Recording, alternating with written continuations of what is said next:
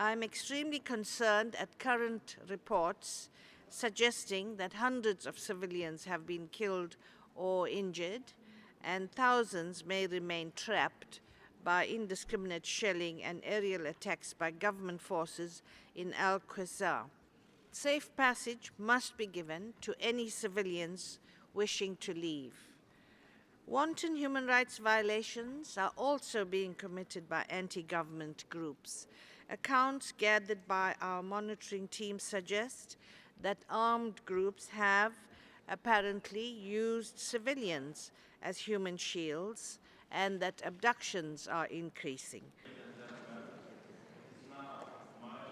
Appalling violations of the most basic human rights are occurring in Syria, and I fear that we in the international community are failing to meet our fundamental obligations to the victims.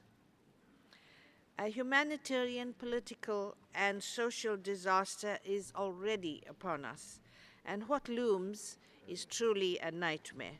Humanitarian workers struggle to devise increasingly complex ways to deliver a modicum of assistance. 1 out of 3 people in Syria today needs international aid. Yet, the international community seems unable to make a strong commitment to resolving the crisis.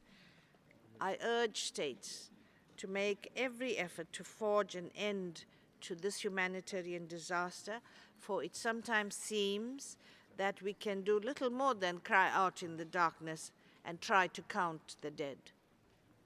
Once again, I urge the Security Council to refer the Syrian crisis to the International Criminal Court.